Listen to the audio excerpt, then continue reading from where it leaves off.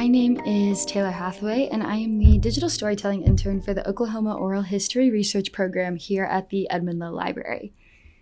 And as the digital storytelling intern, a big part of what I do is go through all of our oral history collections, read through a lot of the transcripts, watch the interviews, and find interesting facts, interesting interviews, things people have mentioned, stuff that I can use for social media content. Because of this, I've spent a lot of time going through the different collections we have, and one of them that I really enjoy is O State Stories.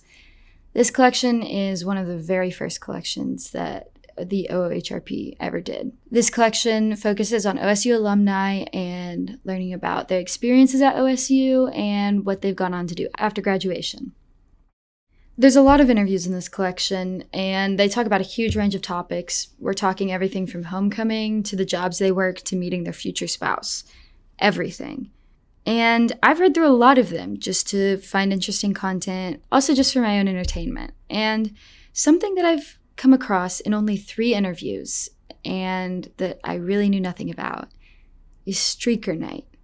Streaker Night really caught my eye in those 3 interviews that I found because the way that people in the interviews talked about it, they made it seem like it was this huge event, a huge deal, like super well known, but I had never heard of it. And I asked around to a few of my friends and none of them knew what Streaker Night was. So I started doing some research. And I'm going to take you back in time to 1974. Streaker Night began in 1974, in March of 1974, to be exact. It was the Thursday before spring break, and students were out on the strip, letting off some steam, relaxing, and just enjoying the atmosphere.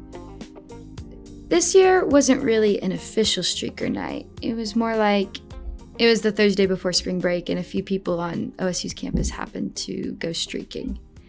And you have to keep in mind, this was 1974. Streaking was a bit of a national craze at this point. So it's not like it was completely unheard of.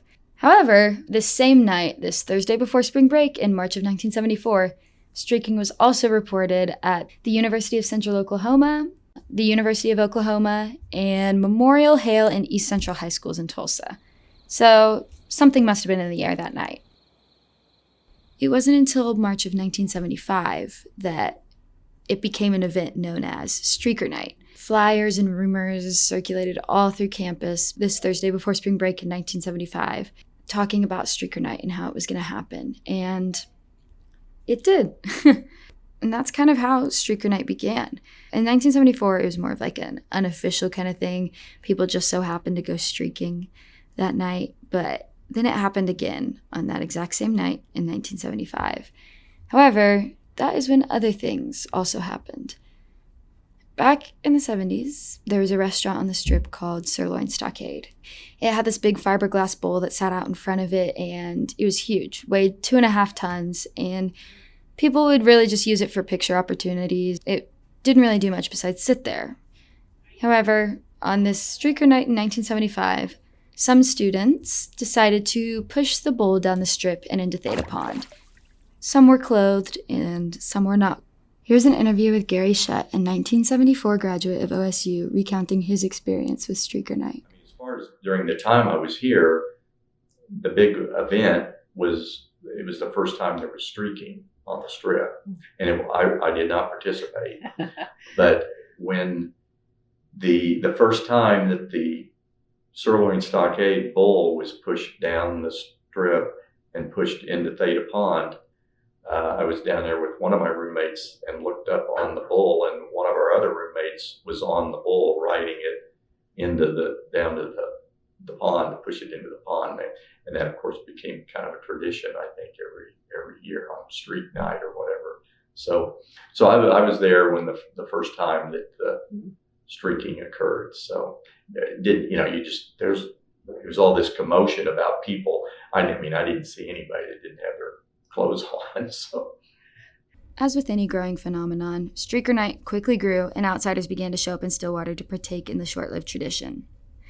However, the event got way out of hand in later years, and police started to intervene. By 1979, 174 people, most of them from out of town, were arrested for streaking, disrupting the peace, or other various offenses. Here's an interview with Bill Dragoo, a 1974 graduate of OSU, talking about his experience with Streaker Night. Just in your mind, you come at the guys and women, can you just sort of paint the picture of what, as you look down Washington Street, the Strip, what it looked like? It was packed. It looked like the Mardi Gras. Absolutely. And wall to wall. Yeah, and periodically one guy would come running down through there naked. Okay, but most of them were on top of the buildings. They'd climbed up there somehow, got on top of the buildings, but every once in a while you'd see another guy shooting down through there. Okay, it sort of reminds me when I ask you the question. Some people that I talked to said, well, at times they'd be in groups. There might be, 2 or 3 or 4. Sometimes there might be one person, but they'd go. How would they come off a side street and go for about a block? They just come out of nowhere. I don't know where they come from. You just see them all of a sudden they just shoot by you. You'd run down the street. I never saw anybody stand still very long. This 1979 Streaker Night also involved a lot more property damage than previous years, and things just got a lot more wild. Once again, the Sirloin Stockade Bowl was pushed into Theta Pond and had to be removed by a wrecker service because it was so heavy. In 1979, the Methodist Student Center had called for students to stay home and pray that there would be no Streaker Night. They also took out ads in the Ocali telling streakers to repent and saying that Jesus was Lord of Streaker Night. However, Streaker Night still happened, and the Methodist Student Center set up a table to give out popcorn, hot chocolate, and first aid to anyone who needed it. After 1979, attendance for the event started to decline. Streaking wasn't really a craze anymore, and 1984 was actually the last year that police barricaded the Strip for the event. This event lasted 10 years. That's a decade of time where students were going to the Strip the Thursday night before spring break, enjoying the atmosphere, and getting naked. However, so many current students at OSU have no idea what Streaker Night is. I didn't know until I started asking some people who were at OSU in the 70s and 80s if they remember Streaker Night that I really started to learn any info about the event. About 6 years ago, the University Archives posted a picture on Facebook that showed the Sirloin Stockade Bowl being pushed into Theta Pond with several people on top of it and a crowd of people surrounding the pond. The post absolutely blew up with comments, shares, and reactions. People were tagging other people and reminiscing on their experiences with Streaker Night. There were also some people who claimed to be the people sitting on top of the bowl in the picture. The post really seemed to resonate with the people who experienced Streaker Night. So the University Archives posted this picture, got a big reaction, and then it died down a bit. Then, a few months later, someone was scrolling through the University Archives Facebook page, discovered the picture, and shared it. The post blew up again with people commenting and sharing their Streaker Night stories before dying down. This whole cycle would start over again every time someone found the post and decided to share it. Despite all the traction this post has gotten on Facebook, there's still a lot we don't know. First of all, we don't even know who the people sitting on the bowl in the picture are, despite people claiming to be them. Second, there's a lot about Streaker Night that we don't know either. Looking back into some of the OOHRP collections, we can find bits and pieces of information from old editions of the Ocali, old yearbooks, and some interviews with former OSU students. However, there's not a ton of detail. We have this kind of iconic picture that elicited a huge reaction on social media from people who experienced Streaker Night, but we really don't know a ton about the event itself. So ask your family or friends who are at OSU in the 70s and 80s and see if they remember anything about Streaker Night. Or maybe you were a student at OSU during the height of this event. Whatever it is, we want to hear your stories and experiences with this tradition that was a part of OSU for a decade before just disappearing.